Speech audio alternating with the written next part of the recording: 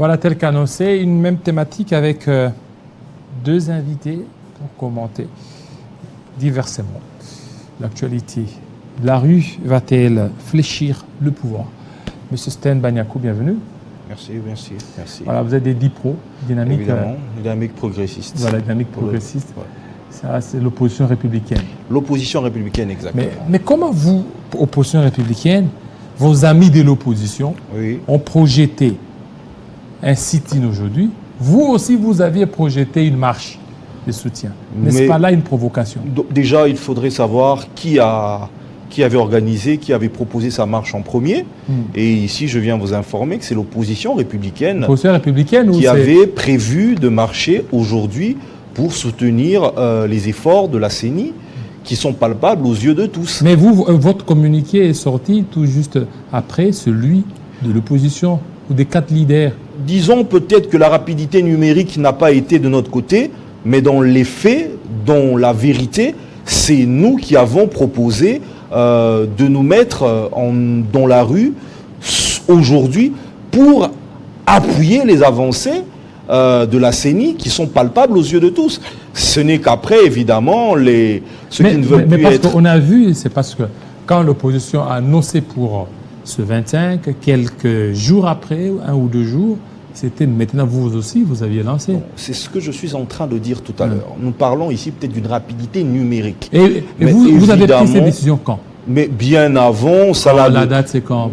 Je pense que nous étions déjà au début même de ce mois en train de préparer en fin de mois notre marche. Ce n'est pas une marche anodine parce que nous étions en train de nous dire, donc évidemment, qui vous ont dans notre réflexion, dans notre état-major, nous étions en train d'attendre que le fichier électoral ici soit réellement crédité par les experts qui sont venus pour l'évaluer pour ensuite porter notre voix pour féliciter le travail qui a été abattu. Donc pour nous, ce n'était pas une réflexion d'un soir ou une réflexion, une méchanceté d'un matin. C'est un projet qui était avec nous depuis le début, notre calendrier, je dirais.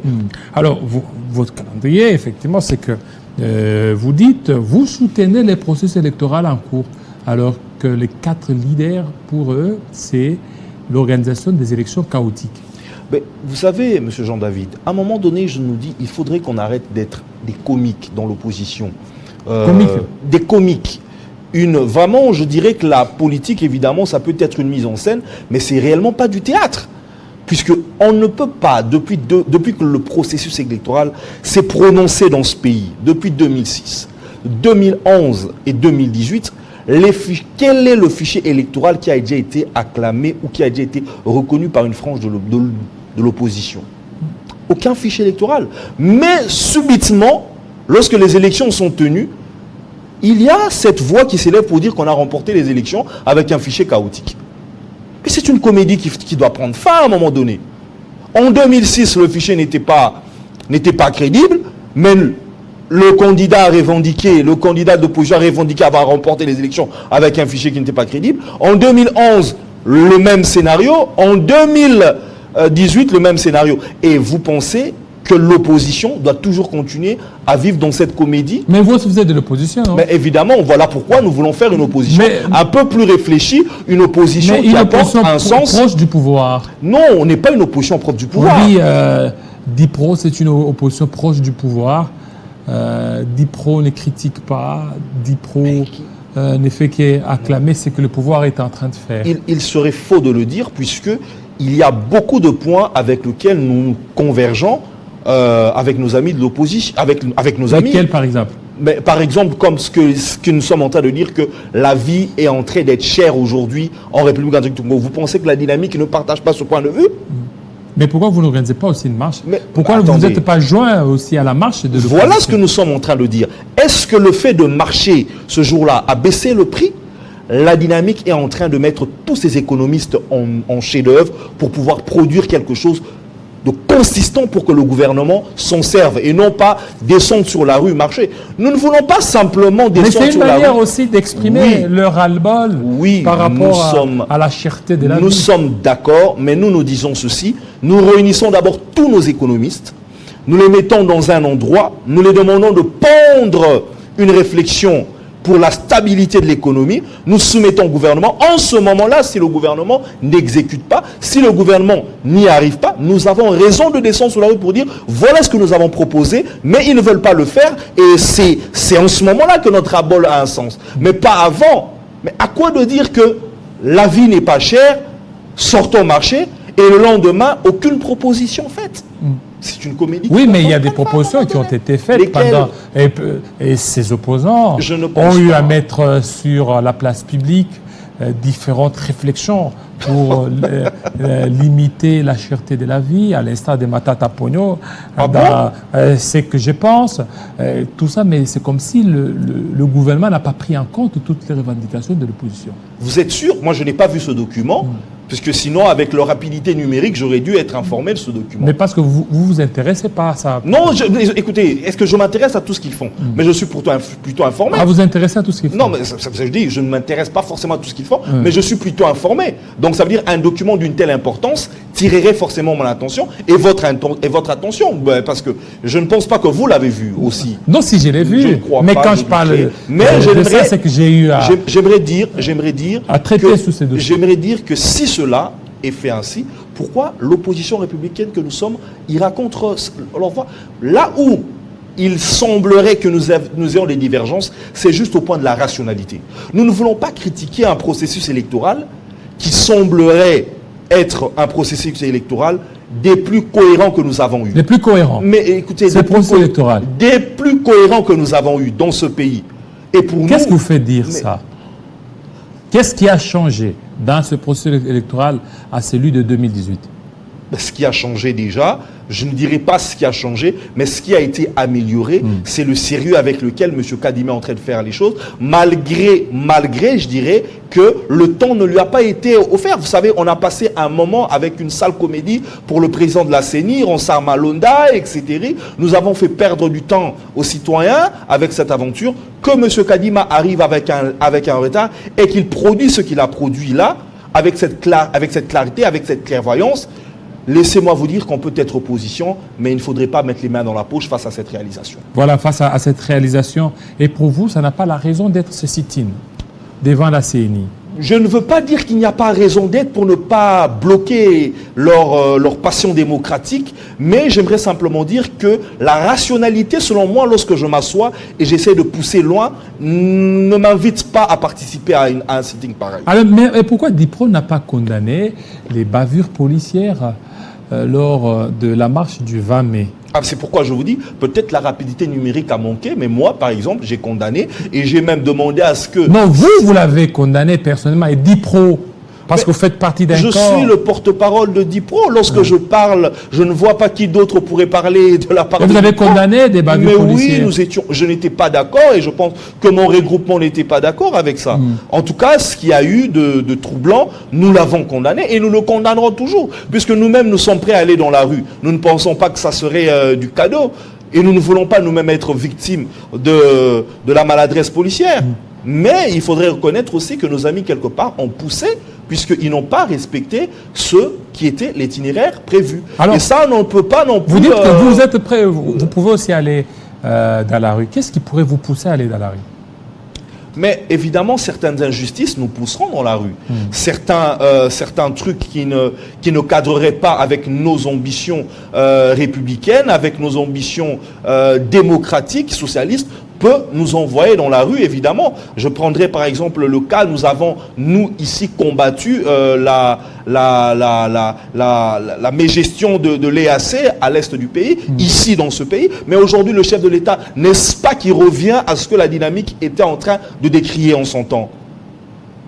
Le chef de l'État aujourd'hui, ce n'est plus un secret de polichinelle. Le chef de l'État condamne aujourd'hui l'EAC. Mais la dynamique était au front, était en marche pour dire non à cette histoire. Et vous aviez marché? Nous avons marché pour ça. Et c'est ça que je dis, la rationalité. Vous savez, monsieur Jean-David, la rationalité ne trompe pas. Lorsque vous êtes un homme rationnel, vous verrez que même le pouvoir, lui qui est le pouvoir, marchera avec vous, vous opposition. Aujourd'hui, nous n'avons plus rien à prouver. Le chef de l'État de ce pays reconnaît que l'EAC est une... Mais vous comptez aller aux élections dès lors qu'on sait qu'une frange de l'opposition, le PPRD, le FCC, les 4 leaders, demandent à ce qu'il y ait la recomposition de la CENI. Parce que ceux qui sont là, les délégués, ils ne sont pas reconnus. C'est-à-dire que ce soit Didi Manara, AG Matembo, parce que le FCC dit n'est pas envoyé quelqu'un au niveau de la CENI. Alors, il demande la recomposition pour certainement aller aux élections. Écoutez, ça, c'est une autre comédie. Vous savez, si le PPRD veut jouer aux arbitres d'élégance en restant dans les salons UP, libre à eux. Mais après, il faudrait... Quel salon UP? Mais après... Le PPRD est en train de travailler, là, non, en silence. Mais écoutez, le silence dont le PPRD parle en politique, il n'est pas admis. À un moment en politique, il ne faudrait pas prendre les gens pour des tarés, pour les dire que le silence est une forme politique. C'est faux, cette histoire. La politique, c'est l'art de parler, c'est l'art de convaincre, c'est l'art d'expliquer. Vous ne pouvez pas parce dire... que quand vous parlez trop, vous risquez encore de vous discréditer. Tant mieux expliquer, puisque ces gens qui sont en train d'attendre... Mais enfin, je ne suis pas venu parler du PPRD aujourd'hui, je reste focus dans ce que je suis en train de dire. Donc je disais... Vous avez encore le sang du PPRD. Évidemment, le sang du PPRD, c'est trop dire, je n'ai jamais été du PPRD, mais simplement... Mais le sang, donc, parce que vous avez travaillé avec les pros du PPRD. Oui, mais ça a été pendant un moment des gens qui ont apporté, qui ont construit ma carrière. Est-ce que c'est une qualité pour des jeunes? Vous dites? Est-ce que ça, c'est une qualité pour les jeunes de pouvoir tourner Kazakh comme ça? Mais est-ce que nous avons tourné Kazakh puisque nous sommes dans l'opposition avec le PPRD? Avec le PPRD. Le PPRD n'est pas dans l'opposition. Mais vous ne partagez pas les mêmes diapasons. Nous ne sommes pas des arbitres d'élégance. Nous sommes en train de lutter, nous autres. Nous luttons, nous ne ferons pas des cartons rouges dans notre salon. Nous voulons affronter. C'est ça notre différence dans l'opposition. Alors le PPRD demande la recomposition de la CENI. Mais écoutez, Manara aujourd'hui, il est moins PPRD que qui est resté avec Joseph Kabila. Mais le PPRD ne les reconnaît pas. Manara est moins PPRD que qui est resté avec Joseph Kabila. Il y a Chadari, il y a les autres qui sont là, Chadari, qui ne reconnaît pas Didi Manara. Voilà ce que je dis, on risquerait de manquer de rationalité. Manara n'est pas moins PPRD que Chadari, il n'est pas moins PPRD que Patrick Kanga, il n'est pas moins PPRD que Kambere et que je ne sais d'autres. Il est, je penserais, un visage du PPRD qui ne peut pas être négligeable. Et c'est à la France, c'est ça, tourner Kazakh. Renier Manara, c'est ça où le PPRD tourne Kazakh. Ça devient ruisseau. Oui, est-ce que quand Manara est parti là-bas, il est parti avec la bénédiction du PPRD? Ça, c'est leur cuisine interne. Je ne saurais dire, mais moi, quand je vois Manara, je ne peux pas appeler Manara sur une autre couleur que le drapeau jaune. Ça serait aberrant pour moi, même pour vous. Vous parlerez de Manara dans une autre couleur que le drapeau jaune? Je ne pense pas. Et il est du PPRD. AG Matembo. AG Matembo est parti dans le cadre d'une formation connue aujourd'hui. Ce n'est pas un secret de polichinelle. Voilà pourquoi le PPRD demande les départs de tout. Pourquoi? Parce que la dynamique ne mérite pas avoir des représentants à la CENI. Mais par rapport au poids. Et quel poids? Le poids politique. Quel est le poids politique que le PPRD a, que la dynamique n'a pas? Oui, mais le PPRD a beaucoup de députés. Mais attendez, que vous n'avez pas. Le PPRD a des sénateurs que vous n'avez pas. Le PPRD. Vous savez, à un moment donné. A des députés provinciaux, députés. À un moment donné, il faudrait rentrer sur les propres propos de certains, comme vous avez le président de la CENI qui a organisé les élections. Lui-même, il a parlé de compromis. Il a dit qu'il a organisé les élections avec des accords. Mais compromis à l'africaine. Ben oui. Alors, devons-nous faire confiance à un processus comme celui-là? Devons-nous respecter des députés sortis d'accord? Vous n'avez pas de poids politique. Non, mais attendez. Si je n'ai pas eu la chance d'être neveu de Corneille Nangaa pour sortir député, automatiquement, ça ferait de moi une personne qui n'a pas un poids politique dans ce pays. J'ai de l'intelligence à refondre. Et à un moment donné, il faudrait qu'on fasse autre chose qu'être élu pour avoir un poids. Il faudrait que nos idées parlent. Il faudrait que notre compréhension parle. Faites un tour au Parlement de la République démocratique du Congo. J'en ai fréquenté quelques députés. Croyez-moi, ils sont tous sauf honorables. Mais ils sont comment? Ils sont tous sauf honorables. Vous en avez plusieurs qui portent une habile honorabilité loin de ce Parlement. Et on ne va pas les mettre à côté parce qu'ils n'ont pas su être dans une assemblée qui, en tout état de cause, est compromis dès le départ. Et là pour vous, vous pesez plus que le PPRD nous pesons, je dirais, en termes de rationalité. Et pour moi, c'est ce qui compte. Mais en politique, nous avons des députés. Est-ce que vous avez des députés? Nous avons des députés, mais cela pour nous n'est pas une forme d'honneur. Vous avez les députés? Non, non, non. Nous, notre honneur, c'est notre réflexion. Notre honneur, c'est notre intelligence. Notre honneur, c'est notre capacité à produire pour la République. Et aussi dans la durée. Il y a aussi un problème de la durée. Vous avez commencé à peine. Oui, mais à peine, attendez. alors que les autres, ils sont là, ils ont l'ancrage au niveau allez national. Allez dire ça à Emmanuel Macron. Au niveau de Bazouélé, Otouélé, qui connaît Dipro. Je ne serais pas d'accord. Allez dire ça à Emmanuel Macron, qui est dans une vieille démocratie. Allez lui dire qu'il n'est pas connu. Mais il est bien président de la République aujourd'hui. Est-ce que Dipro est connu au niveau des Bazouélé? C'est ce que je suis en train de dire. Dipro est connu au niveau de l'ICASI. Dipro est connu un peu bien partout dans ce pays et je pense au-delà de ce pays. Mais il faudrait suivre même les commentaires après cette émission. Vous verrez que la plupart des personnes qui commenteront ce passage du porte-parole de Dipro sont des gens d'ailleurs. Ça veut dire nous transcendons même les frontières de la République. Donc nous n'avons plus à nous présenter la dynamique progressiste. Nous n'avons plus à nous présenter, Monsieur Jean-David. Alors aujourd'hui, Dipro est là parce que pour vous, la rue ne pourra pas fléchir le pouvoir. Qu'est-ce qui peut fléchir le pouvoir aujourd'hui? Je pense que c'est les idées. Des idées. Vous savez, tel qu'aujourd'hui, la dynamique va avec un large avantage sur ce pouvoir. J'aimerais le dire aujourd'hui. Puisque nous avons vu la supercherie de l'EAC avant le pouvoir. Vous voyez, c'est cette réflexion-là qui caractérise la Dipro. Et croyez-moi... Et vous avez proposé quoi? Mais non, attendez, proposer, nous avons déjà, en ce moment... Ceux qui étaient venus dire que l'EAC est un bon parti, nous les avons dit que ce n'était pas un bon parti. Nous avons parlé du renforcement de nos capacités sur nous-mêmes. Nous avons fait jurer qu'il fallait renforcer l'armée congolaise de l'intérieur et non pas aller prendre des armées étrangères, surtout pas de l'EAC.